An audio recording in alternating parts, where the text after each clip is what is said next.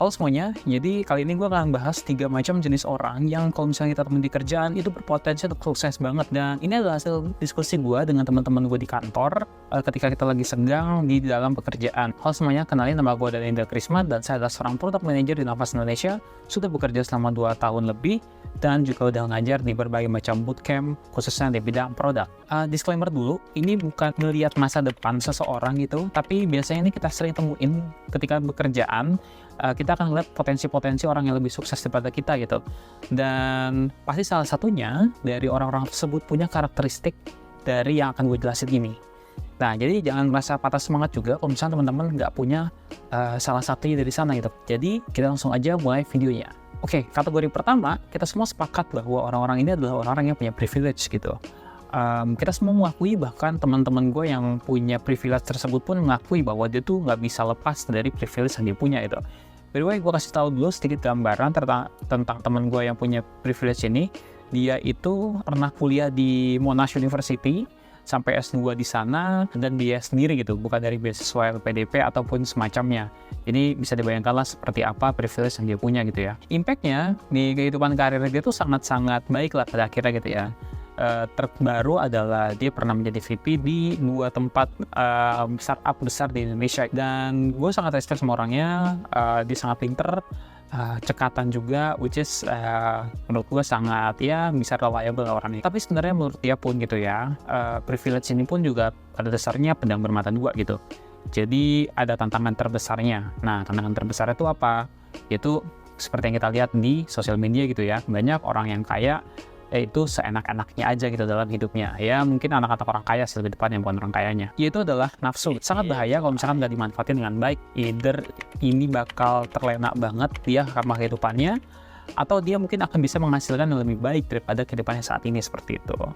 Nah kebetulan teman gue tersebut pun mengambil jalan yang menjadi diri yang lebih baik gitu ya.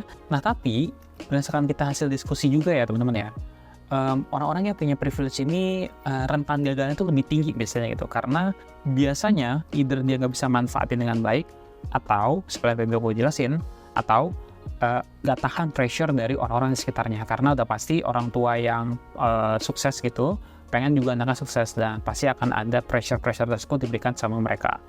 Nah kalau dari cepat-cepatan sukses, kita semua sepakat bahwa orang-orangnya seperti inilah yang berpotensi untuk sukses paling cepat di antara kita semua gitu.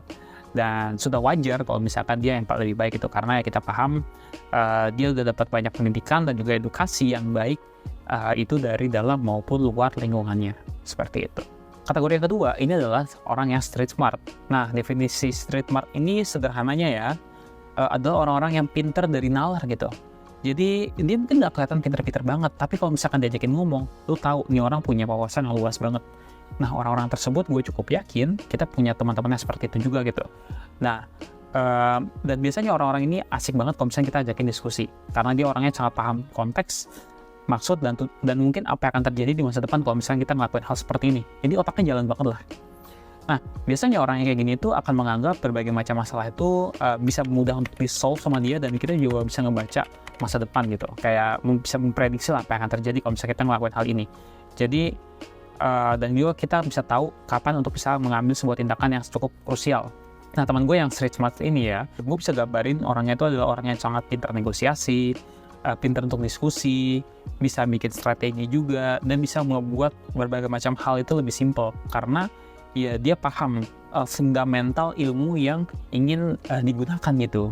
Jadi gue rasa kalau misalkan dulu adalah orang yang street smart, itu adalah sebuah privilege yang sangat besar, karena itu ngebantu pola pikir lu. Nah tapi biasanya si street smart ini nggak tahu nih posisi dia itu ada di mana gitu. Kadang dia ngerasa dia adalah orang mediocre, bisa jadi dia kadang jadi orang yang sangat powerful, dan kalau misalkan di dalam pekerjaan pasti ini tipikal yang suka banget kalau misalkan kita diajakin tantangan-tantangan baru gitu, yang istilahnya bisa ngejalan, dia bikin otak dia jalan lah gitu ya. Kemudian juga buat orang yang si street smart ini biasanya kalau dibilang untuk mengejar kesuksesan ya dia di urutan kedua lah setelah si privilege itu. Atau mungkin kadang si street smart ini bisa nge-overcome orang-orang yang privilege tersebut itu, karena emang dia pinternya dasarnya. Dan kita juga banyak kok teman-teman yang seperti ini. Untuk yang terakhir, yang ketiga, itu adalah gigih. Adalah orang-orang yang bisa dibilang mau bertarung sama hidup. Dia adalah orang yang mungkin udah pernah ngerasain susah dan senangnya hidup. Jadi dia ngerasa bahwa dia nggak mau ngerasain hal yang susah itu lagi. Jadi satu-satunya pilihan adalah untuk menjadi lebih sukses. Biasanya orang yang kayak gitu dibilang pintar juga enggak. Tapi kalau misalkan dikasih tantangan, dia akan mau ngerjain apapun itu tantangannya gitu.